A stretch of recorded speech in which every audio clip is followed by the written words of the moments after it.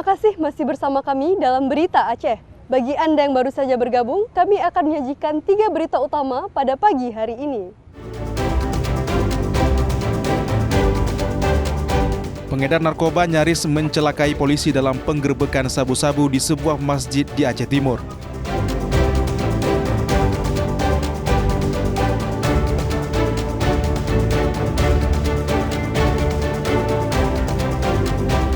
Tebing jalan lintas tengah Aceh, Biren, Aceh Tengah longsor hingga menimbun kendaraan dan menutupi badan jalan.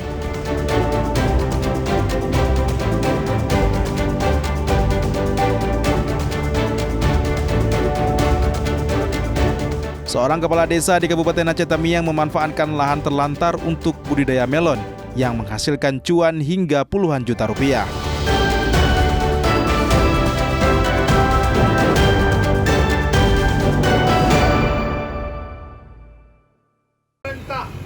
Yang setengah hati dalam memenuhi hak-hak para korban.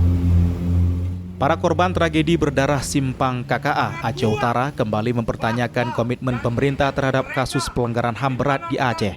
Mereka menilai pemulihan hak korban yang dijanjikan pemerintah tak kunjung terwujud. Untuk menggugah pemerintah, mereka kembali menggelar aksi damai di Simpang KKA, Kecamatan Dewantara, Aceh Utara. Dalam aksi ini mereka mendesak pemerintah berkomitmen untuk menyelesaikan kasus pelanggaran HAM yang terjadi pada Mei tahun 1999. Para korban pelanggaran HAM tragedi Simpang KKA meminta Presiden Prabowo melanjutkan proses pemulihan. Mereka lagi-lagi mempertanyakan proses hukum terhadap pelaku pelanggaran HAM berat. Dalam artian pemulihan yang dijanjikan oleh Presiden dalam peluncuran peristiwa 3 kasus di Aceh, itu pusatnya di Rumah Gudung, saat itu di tapak sejarah Rumah Gudung. Sehingga kita mempertanyakan komitmen pemerintah hari ini. Apakah dengan program Askacita dari pemerintah Prabowo ini akan melanjutkan proses pemulihan ini. Juga kita mempertanyakan bagaimana proses hukum yang sedang kami menantikan. Karena kami juga menantikan pengadilan. Juga tidak cukup saja dengan program pemulihan. Kami juga menginginkan ada upaya dari pemerintah. Dalam hal ini Kejaksaan Agung,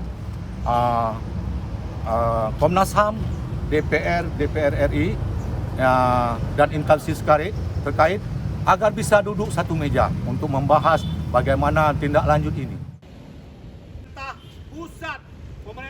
Beberapa korban pelanggaran HAM mengaku tak pernah menerima bantuan secara berkelanjutan karena mereka juga mendesak pemerintah, Komnas HAM, Kejaksaan Agung, serta DPR RI duduk bersama membahas tindak lanjut kasus pelanggaran HAM berat di Aceh. Tragedi Simpang KKA meninggalkan luka mendalam bagi warga Aceh. Hingga kini, para korban masih menanti keadilan yang tak kunjung diterima. Ramadan melaporkan dari Aceh Utara. Namun tadi disampaikan bahwa untuk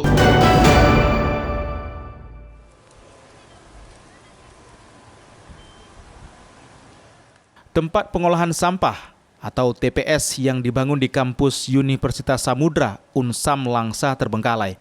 TPS bantuan Kementerian PUPR waktu itu senilai 500 juta rupiah hingga kini belum difungsikan. TPS khusus Reduce, Reuse, and Recycle atau 3R dibangun untuk mengurangi sampah. TPS 3R dibangun pada tahun 2021 belum juga difungsikan. Tempat pengolahan sampah tersebut malah dijadikan gudang oleh pihak universitas. Padahal TPS 3R dibangun dari dana APBN untuk mengurangi sampah dengan cara dipelah dan dipilih dan dijadikan kompos. Sementara itu, pihak Unsam berdalih hanya sebagai penerima manfaat, sehingga penggunaan TPS 3R bukan wewenang mereka. Donornya itu di tahun 2021, saya nggak salah. Dan untuk saat ini, TPS itu berlokasi di Unsam dan sudah pernah disiapkan untuk pengelolaannya, tapi dalam beberapa hal segala macam itu agak terhambat dan sekarang itu masih belum difungsikan secara normal. Dan sudah kita cek semua dan tim sudah ada, semua berfungsi. Namun sampai sekarang ya di tahun ini ya, di tahun ini pastinya itu belum berfungsi secara normal, terkendala pengelolaan. Kalau peralatan di dalamnya itu semua sudah lengkap dan berfungsi. Mirisnya TA jauh dari TPS, sampah masih berserakan di sejumlah sudut universitas negeri tersebut. Penanganan sampah pun masih tradisional dengan cara dibakar. Main Munzir melaporkan dari Langsa.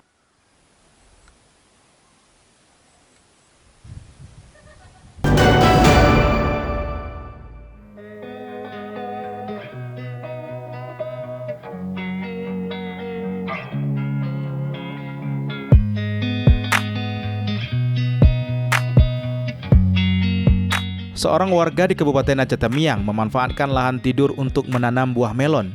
Lahan seluas 600 meter persegi ditanami 1.200 batang melon guna menghasilkan cuan.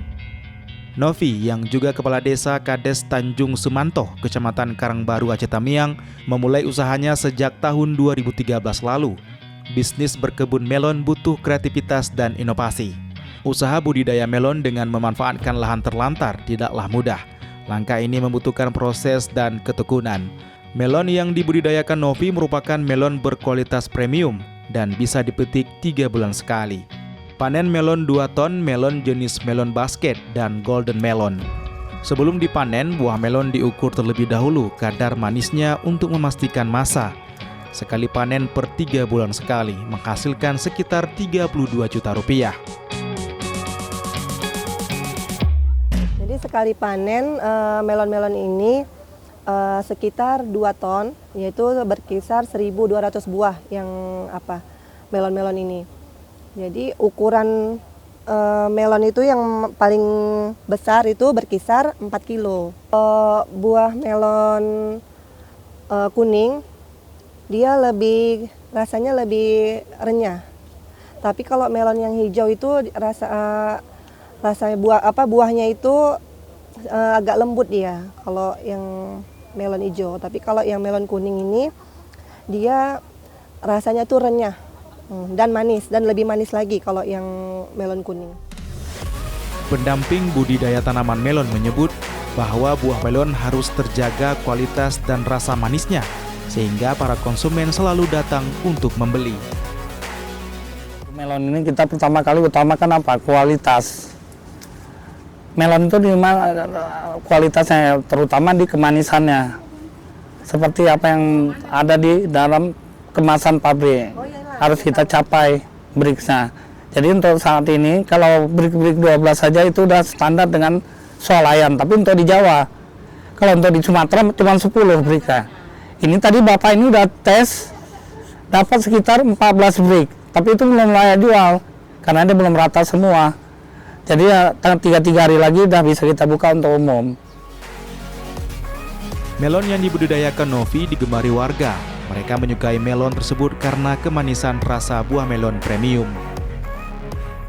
Lalu untuk sendiri, kadang saya beli banyak untuk keluarga-keluarga saya yang jauh-jauh karena memang ini udah terkenal Pak. Udah terkenal, jadi keluarga saya yang jauh-jauh pun minta dikirimin, saya kirimin dari harga pertama dulu 12.000.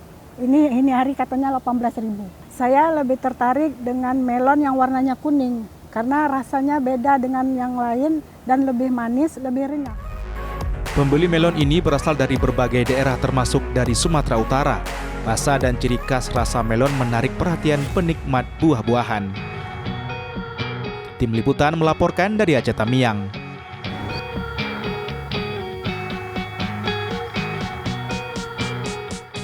Informasi tadi sekaligus menutup perjumpaan kita pada pagi hari ini.